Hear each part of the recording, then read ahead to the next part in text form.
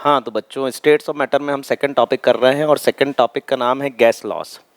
अब गैस के बारे में जैसा कि आप जानते हो कि भाई हाईली कंप्रेसिबल है, एक्सपांड भी होती है, टेम्परेचर बढ़ाओगे तो प्रेशर एक्सर्ट करेगी, काइनेटिक एनर्जी बढ़ेगी टेम्परेचर के साथ। अब इमेजिन करना, ये मेरे पास एक पिस्टन है और इस पिस्टन में गैस मॉलिक्यूल है और इसका अगर मैं टेम्परेचर बढ़ाऊँ, इसको हीट करूँ, तो ये जो गैस मॉलिक्यूल है इनकी काइनेटिक एनर्जी बढ़ेगी। इनकी काइनेटिक एनर्जी बढ़ेगी तो ये गैस मॉलिक्यूल जाके सरफेस से टकराएंगे और सरफेस से जब टकराएंगे तो पिस्टन होगा एक्सपांड। तो यहाँ पर टेम्परेचर बढ़ाने से प्रेशर एंड वॉल्यूम बढ़ेगा। तो pressure volume is directly proportional to temperature. T is temperature, P is pressure and V is volume. तो P V multiple of pressure and volume is directly proportional to temperature. जब आप piston को heat करेंगे तो gas molecule जाके surface पे टकराएगा जिससे piston expand होगा, तो टेम्परेचर बढ़ाने से प्रेशर एंड वॉल्यूम बढ़ेगा। ये गैस की प्रॉपर्टी है भाई। वॉल्यूम गैसेस में एक्सपांशन बहुत होता है, ठीक है। अब इससे रिलेटेड क्या है कि अपन कुछ गैस लॉस पढ़ते हैं, एक एक करके क्वेश्चन की फॉर्म में डिस्कस करते हैं। तो ये एक इंपॉर्टेंट पॉइंट है जो आपको याद रखना है। State and explain Boyle's law. अब देखो, बोयल्स लॉ में टेम्परेचर है कांस्टेंट, टेम्परेचर नहीं बदल रहा। इमेजिन करना, मेरे पास एक पिस्टन है और ये पिस्टन, इसमें गैस भरी है, इसका प्रेशर P1 है, वॉल्यूम V1 है। ये इस तरह का पिस्टन मेरे पास है, ठीक है। अब इस पिस्टन को मैं कर रहा हूं कंप्रेस, मैनुअली कर रहा हूं, अपने हाथों से ही मैं इस पिस्टन को कंप्रेस कर रहा हूं। अब पिस्टन को कंप्रेस करेंगे तो यहां पर प्रेशर हो जाएगा P2 और वॉल्यूम हो जाएगा V2। अच्छा, आप खुद ही सोचो भाई, ये जो पिस्टन है इसको मैं अगर मैनुअली कंप्रेस करूंगा तो टेम्परेचर में कोई बदलाव आएगा? नहीं आएगा, टेम्परेचर में कोई चेंज नहीं आएगा। तो भाई जब मैं इसको मैनुअली कंप्रेस कर रहा हूं तो टेम्परेचर कांस्टेंट है। और अभी मैंने क्या बताया, P V is directly proportional to T. लेकिन बोयल्स लॉ में क्या है, टी यहां पर टेम्परेचर कांस्टेंट है। इसका मतलब ये जो P1 V1 का मल्टीपल है that is equal to P2 V2। P1 V1 P2 V2 के बराबर। तो at constant temperature the product of pressure and volume is also constant. ये अपना हो गया बोयल्स लॉ। अब देखो, यहां पर ये बोयल्स लॉ से रिलेटेड ग्राफ भी दिया है एनसीईआरटी में। अब ये ग्राफ क्या है और करना कैसे है इसको, या फिर इसमें किस तरह के सवाल पूछे जाते हैं। देखो, अभी आप जानते हो P V is directly proportional to T, ये आप जानते हो। अच्छा चलो, किसी इसमें से किसी एक चीज को अपन कांस्टेंट कर दें। जैसे मैं ऐसा करता हूं कि यहां पर टेम्परेचर को कांस्टेंट कर देता हूं। क्यों? क्योंकि हम बोयल्स लॉ की बात कर रहे हैं, उसमें टेम्परेचर कांस्टेंट है, तो यहां टेम्परेचर हो गया कांस्टेंट। तो यहां पर P is directly proportional to क्या हो जाएगा, 1/V। टेम्परेचर तो कांस्टेंट है और P is directly proportional to 1/V है, तो P और V के बीच ग्राफ जो है ये इस तरह का बन जाएगा। ये इस तरह का ग्राफ आ जाएगा, P is inversely proportional to V, ठीक है। अब देखो, इस ग्राफ को मैं और चीजों के लिए भी यूज कर सकता हूं और लॉस के लिए भी कर सकता हूं। आपको सिर्फ क्या ध्यान रखना है, P V is directly proportional to T, ठीक है। देखो, P V is directly proportional to T, ठीक है। मान लो मैं प्रेशर को कांस्टेंट कर देता हूं। सपोज करो मैं यहां पर प्रेशर को कांस्टेंट कर देता हूं। अब प्रेशर को कांस्टेंट करना है तो मैं एक लाइन यहां से सीधी खींच रहा हूं। इस लाइन पर प्रेशर कांस्टेंट है, ठीक है। प्रेशर कांस्टेंट है। अब volume is directly proportional to temperature. ऐसे केस में अब वॉल्यूम टेम्परेचर के डायरेक्टली प्रोपोर्शनल हो जाएगा। मतलब जिसका टेम्परेचर ज्यादा उसकी वॉल्यूम ज्यादा, क्योंकि प्रेशर कांस्टेंट है। अब देखो, सबसे ज्यादा वॉल्यूम इसकी, फिर इसकी, फिर इसकी। तो सबसे ज्यादा वॉल्यूम जिसकी, टेम्परेचर भी सबसे ज्यादा उसका, तो volume is directly proportional to temperature. तो ये भी यहां पर देखो प्रूफ होता है, ठीक है। और देखो टेम्परेचर एनसीईआरटी में जो टेम्परेचर दिया है 600 दिया है, ये 600 दिया है, इस पे वॉल्यूम V3 है। ये 400 दिया है, इस पे V2 है। ये 200 दिया, इस पे V1 है, तो यहां पर V3 is greater than V2 is greater than V1, वैसे ही T3 is greater than T2 is greater than T1. तो Boyle's law, at constant temperature the product of pressure and volume remains constant. This is Boyle's law. अब देखो यहां पर जो question है ना, question में आपको ना प्रेशर वॉल्यूम के कन्वर्जन पता होने चाहिए. अब जैसे प्रेशर है, प्रेशर जैसे एटमॉस्फेयर, पास्कल में क्या होता है, वो mm ऑफ Hg में क्या होता है, ये आपको याद रखना है. लिख देता हूं मैं. 1 atmosphere is equal to 10⁵ pascal. 1 atmosphere is equal to 760 mm of Hg, या इसी को हम बोलते हैं torr. 1 atmosphere is equal to 1.013 bar. ये प्रेशर का कन्वर्जन है. वैसे ही वॉल्यूम का भी याद रखो. वॉल्यूम में 1 decimetre cube equal to 1 litre, 1 metre cube equal to 1000 litre, 1 cc is equal to 1 centimetre cube is equal to 1 ml, 1 litre is equal to 1000 ml. तो ये वॉल्यूम के कन्वर्जन है. टेम्परेचर आपको केल्विन में रखना है. डिग्री सेंटीग्रेड में दिया है 273, ऐड करो केल्विन में रखो. PV is directly proportional to T, pressure volume temperature. Gay-Lussac's law. Gay-Lussac's क्या बोलता है? At constant volume. गैल-लुसेक्स बोलता है जैसे PV is directly proportional to T, temperature बढ़ाने पर प्रेशर वॉल्यूम बढ़ेगा. अब बोलता है एट कांस्टेंट वॉल्यूम, मतलब वॉल्यूम को कांस्टेंट मान लेते हैं. चलो वॉल्यूम को यहां से हटा देते हैं. मतलब P, pressure is directly proportional to temperature, यहां पर वॉल्यूम कांस्टेंट है. वॉल्यूम कांस्टेंट है भैया, वॉल्यूम नहीं बढ़ेगा. मतलब इसको अपन समझते हैं पिस्टन से. ये पिस्टन है, इसको मैंने यहां ऊपर से लॉक कर दिया है और इसके अंदर गैस मॉलिक्यूल है. इसका टेम्परेचर है T1, इसका प्रेशर है P1. वॉल्यूम तो बढ़ेगी नहीं भाई, लॉक कर दिया है. अब इसको अपन ने हीट करना चालू किया. अब इसको अपन कर रहे हैं हीट. पिस्टन लॉक है, पिस्टन ऊपर नहीं उठेगा, वॉल्यूम कांस्टेंट है, और इसको हीट करना चालू किया, मतलब टेम्परेचर बढ़ाना चालू किया. यहां टेम्परेचर T2 है, प्रेशर P2 है, और इस केस में वॉल्यूम कांस्टेंट है, वॉल्यूम नहीं बढ़ रहा. ऐसा एग्जाम्पल कहीं आपने देखा है, कहीं ऑब्जर्व किया है? Pressure cooker. प्रेशर कुकर में जब वो अपन ने ढक्कन लॉक किया तो वॉल्यूम लॉक हो गई, वॉल्यूम नहीं बढ़ेगी. अब अंदर जो पानी है उससे भाप बनेगी और प्रेशर बढ़ेगा, और प्रेशर से खाने को वो गला देगा. वो जो प्रेशर है, वो प्रेशर से वाटर को आलू के अंदर, दाल के अंदर वो इंसर्ट करा देगा, जिससे खाना गल जाएगा. तो प्रेशर कुकर इसलिए खाना जल्दी बनाता है, ये जल्दी पकाता है. ठीक है. तो यहां पर टेम्परेचर बढ़ाने से, यहां टेम्परेचर बढ़ाने से प्रेशर बढ़ेगा, और pressure is directly proportional to temperature. तो यहां पर P1 upon T1 is equal to P2 upon T2. P1 upon T1 equal to P2 upon T2. तो यहां पर आपको क्या करेगा, देखो जैसे इसके पहले अपन ने क्या पढ़ा, बोयल्स लॉ. समझना, ये अपन ने पढ़ा बोयल्स लॉ. बोलेगा इस प्रेशर पे इतना वॉल्यूम है, तो बताओ इस प्रेशर पे कितना वॉल्यूम होगा. आपको 3 चीजें दे देगा, चौथी पूछेगा. करना क्या है, इस बात को सुनो.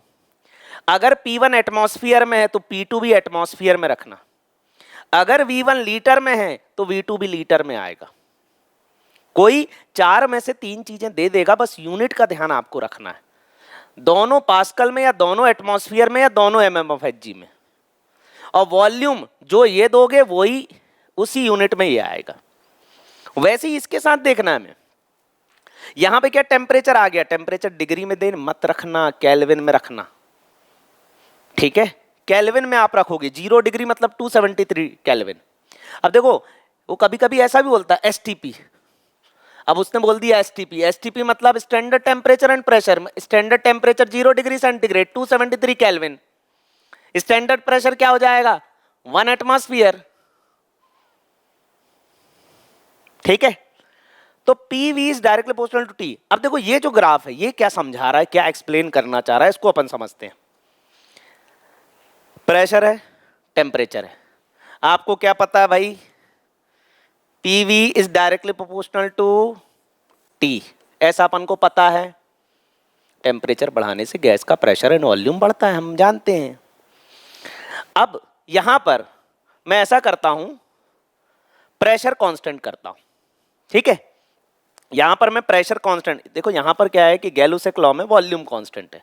मैं एक बार प्रेशर कांस्टेंट करके देखता हूं। अगर प्रेशर कांस्टेंट करके देखेंगे तो यहां पर जिसका टेम्परेचर ज्यादा, जैसे मान लो ये प्रेशर कांस्टेंट हो गया, तो जिसका टेम्परेचर ज्यादा उसका वॉल्यूम ज्यादा। तो देखो इसका टेम्परेचर ज्यादा तो वॉल्यूम भी इसी का ज्यादा होगा। V4 is greater than V3 is greater than V2 is greater than V1, ऐसा होगा, ठीक है। तो यहां पर ये जो ग्राफ है यही एक्सप्लेन कर रहे हैं, ये PV is directly proportional to, उसी को प्रूफ कर रहे हैं। चार्ल्स लॉ, चार्ल्स लॉ में अब देखो pressure is directly proportional to temperature, ये था गैलुसेक लॉ। अब हम बात करते हैं चार्ल्स लॉ की। PV is directly proportional to T, volume constant हो गया, प्रेशर कुकर वाली बात गई। अब हम बात करते हैं कि भाई प्रेशर कांस्टेंट है, यहां पर P कांस्टेंट है, हटा देते हैं इस फॉर्मूले से। अब यहां पर P कांस्टेंट है, प्रेशर कांस्टेंट है। प्रेशर कांस्टेंट क्या है इसका मतलब समझो। जैसे मान लो ये पिस्टन है, इसको अपन हीट करेंगे, हीट करने पर पिस्टन एक्सपांड हो जाएगा। ये अपन ने हीट करा, पिस्टन एक्सपांड हो जाएगा, ठीक है। अब होता क्या है, जब आप हीट करते हो तो काइनेटिक एनर्जी बढ़ती है, इंटरनल प्रेशर बढ़ता है। इंटरनल प्रेशर बढ़ने की वजह से पिस्टन ऊपर की तरफ उठ जाता है, एरिया ज्यादा हो जाता है। एरिया ज्यादा होता है और बाहर का एटमॉस्फेरिक प्रेशर जब तक इंटरनल प्रेशर के बराबर ना हो जाए तब तक पिस्टन एक्सपांड होता है। मतलब क्या है, प्रेशर कांस्टेंट बना हुआ है। यहां पर भी वन एटमॉस्फेयर था, यहां पर भी 1 एटमॉस्फेयर है, प्रेशर कांस्टेंट बना हुआ है। प्रेशर कांस्टेंट है क्यों? क्योंकि उसने एक्सपांड होकर प्रेशर मेंटेन कर लिया, वो एक्सपांड हो गया। यहां volume, this piston is free to expand, तो volume is directly proportional to temperature. तो टेम्परेचर बढ़ाने से वॉल्यूम ही तो बढ़ रही है, क्यों? क्योंकि ऊपर वाले pressure constant.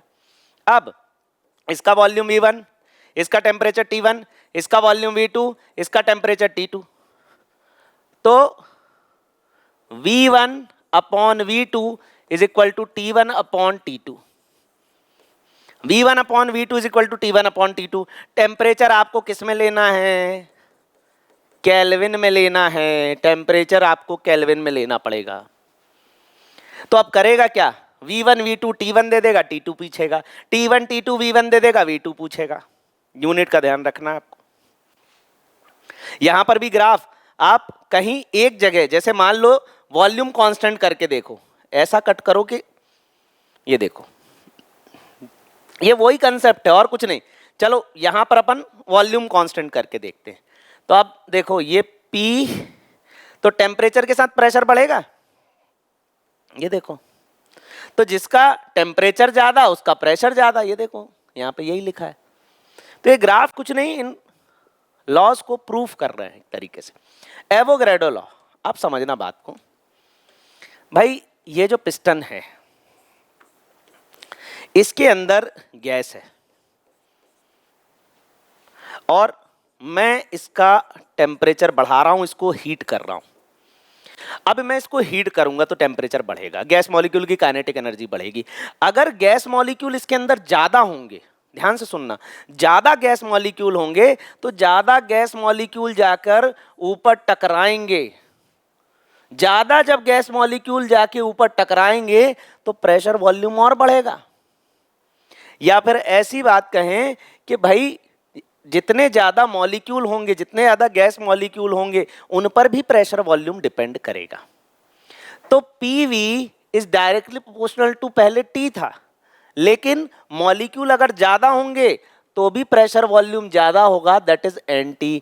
N is mole, moles of gas inside the container. अब क्या हो जाएगा, PV is equal to N और R gas constant, T temperature. तो आर क्या हो जाएगा, आर हो जाएगा यूनिवर्सल गैस कांस्टेंट,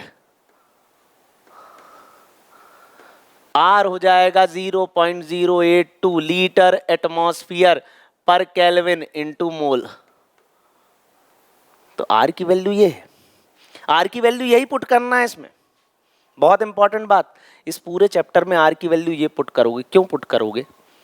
अरे भाई, आप प्रेशर वॉल्यूम के बारे में बात कर रहे हो, आप गैस के बारे में बात कर रहे हो, तो प्रेशर की यूनिट एटमॉस्फेयर, वॉल्यूम की लीटर, टेम्परेचर की kelvin.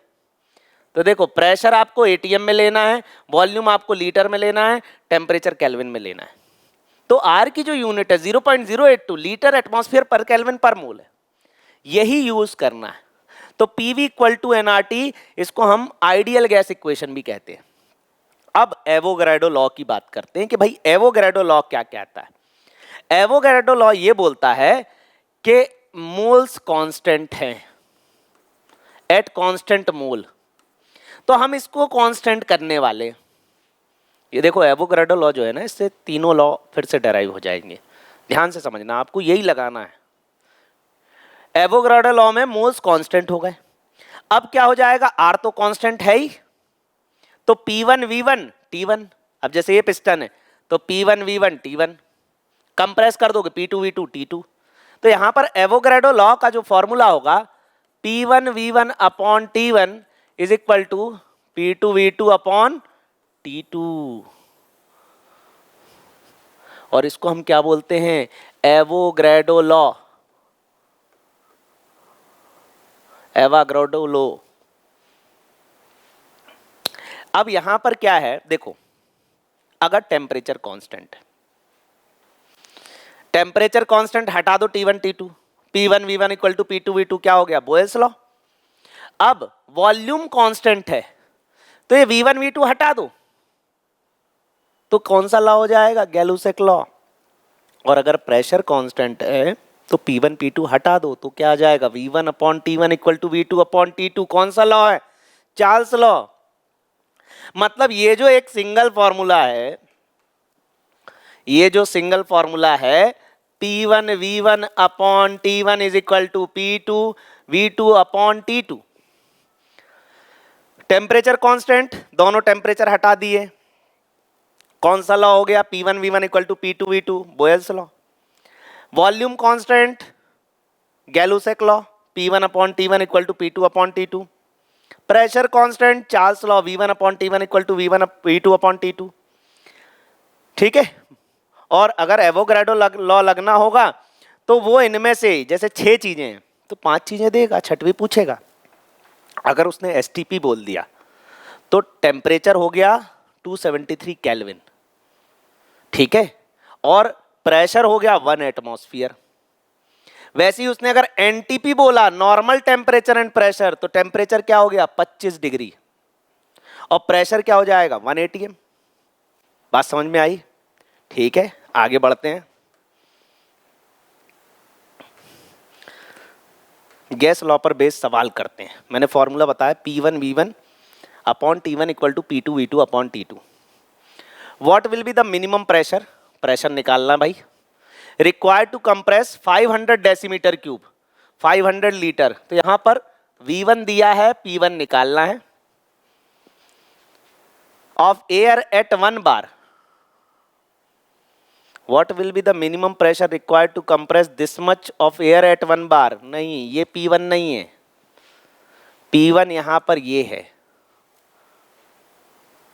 What will be the minimum pressure required to compress 500 decimeter cube of air at 1 bar? तो यहां पर ये V1 है और ये P1 है, और यहां पर to this much तो ये V2 है और हमें P2 निकालना है। ठीक है, टेम्परेचर कांस्टेंट है, तो चलो P1 V1 is equal to P2 V2। Language को समझना, यहां पर P1 क्या है, P1 है 500, सॉरी V1 है 500 और P1 है 1 बार। P2 आपको निकालना है और V2 है 200 डेसीमीटर क्यूब। ध्यान से पढ़ना क्वेश्चन को। What will be the minimum pressure required to compress 500 decimetre cube of air at 1 bar. मतलब ये जो वॉल्यूम है ये इस टेम्परेचर पे है, ये V1 है तो ये P1 है, फिर उसके बाद ये V2 है तो हमें क्या निकालना है, P2 निकालना है। चलो P1 V1 तो 500 इंटू 1 P2 इंटू 200। अब देखो ये डेसीमीटर क्यूब है, ये डेसीमीटर क्यूब है, ये प्रेशर किस में लिया था हमने, 1 बार में, तो ये P2 किस में आएगा, बार में ही आएगा। 1 2 1 2 2 2.5 बार, ये आ जाएगा P2। तो वही फॉर्मूला लगाना है, एवोगैड्रो लॉ वाला, जो नहीं दिया और नेगलेक्ट कर देना। At 25 degree centigrade and 760 mm of Hg pressure of gas occupies 600 ml। ये V1 हो गया, ये P1 हो गया, टेम्परेचर हाँ ये T1 हो गया। देखो यहाँ पे दो अलग अलग टेम्परेचर दिए, अलग अलग टेम्परेचर दिए तो भाई एवोगैड्रो लॉ ही लगेगा। देखो तीनों बातें अलग हैं, P1 V1 T1, चलो ठीक है। अब इसके बाद ये क्या हो गया T2 और ये क्या हो गया V2। अब हमें क्या निकालना है P2। तो P1 V1 upon T1 is equal to P2 V2 upon T2। तो P1 कितना है 760, V1 कितना है 600 ml, T1 कितना है 25 डिग्री, 25 डिग्री मतलब 25 प्लस 273 कितना 298 केल्विन, 298 केल्विन। P2 निकालना है, V2 640 और टेम्परेचर 10 डिग्री तो 10 प्लस 273, 10 प्लस 273 इज 283। चलो इसको सॉल्व करते हैं, ये जीरो, फिर इसके बाद 64, 2 3 जा 6, 2 3 जा 6, 2 जा 3, हटाओ इसको 33 मानो, 11 करो, फिर ये 283 और ये 293, ये 1 पॉइंट समथिंग आएगा, समझते हैं इसको अभी आगे। और ये जो 11 है मल्टीप्लाई होगा, ठीक है, 298 283, 283 से इसको डिवाइड करो, 1 जा 283, बचा कितना 5, 1 15.000 और 283 1.035 जा, ऑलमोस्ट 5 जा, तो ये 1.05 आ जाएगा, ठीक है। और जब हम इसको 11 यहाँ मल्टीप्लाई करेंगे, ये 11 यहाँ मल्टीप्लाई करते हैं और ये यहाँ का 10 भी बचा हुआ है, ठीक, तो यहाँ पर P2 हो जाएगा 7600, ये 10 भी मल्टीप्लाई हो गया और 1.05 इंटू 11, 5 जा 0 जा 1 जा, 5 जा 0 जा 1 जा, 5 5 1 1 1 1 5.5, ठीक है, क्या 0.5 हटाओ, 5 2 जा, 5 3 जा, 5 1 जा, 5 5 जा 25, 5 2 जा 0 जा। अब इसको डिवाइड कर लो, 1520 बाई 23, जितना एग्जैक्ट निकाल सकते हो उतना निकालो। 23 25 4 जा 100 होता है, ये ऑलमोस्ट 6 टाइम जाएगा, तो 23 इंटू 6, 6 3 जा 18, 6 2 जा 12 13, ये हो गया 138, कितना 6 जा, 6 जा भी क्यों 60 करो ना, 60 640 520 760, ये 11 जा जाएगा तो 11.55 होगा, है ना, ये इतना नहीं होगा, 7600 और ये 11.5 होगा, इसको डिवाइड करेंगे, 11 ऑलमोस्ट 7 जा, तो इसको थोड़ा सा कैलकुलेशन आप करके देख लेना, 7600 और 11.5, 760 से तो कम ही आएगा, 760 से कम आएगा, ठीक है। तो इसको आप करके देख लेना और mm ऑफ hg में आएगा। आगे बढ़ते हैं। On a ship sailing in a Pacific ocean where temperature is 23.4 degree centigrade, a balloon is filled with 2 litre air, volume दे दी, V1 दे दिया, T1 दे दिया। What will be the volume of the balloon when the ship reaches Indian Ocean where temperature is 26.1 degree centigrade? जरा सा change आएगा volume में, अरे टेम्परेचर बदला ही कहाँ, 23 से 26 पहुंच गया, ठीक है। तो यहां पर टेम्परेचर बदल रहा है, प्रेशर तो बदलेगा नहीं, प्रेशर कांस्टेंट है, तो P यहां पर कांस्टेंट है। तो हम क्या लगाएं, V1 upon T1 is equal to V2 upon T2, अंदाजा ही लगाएंगे हम यहाँ।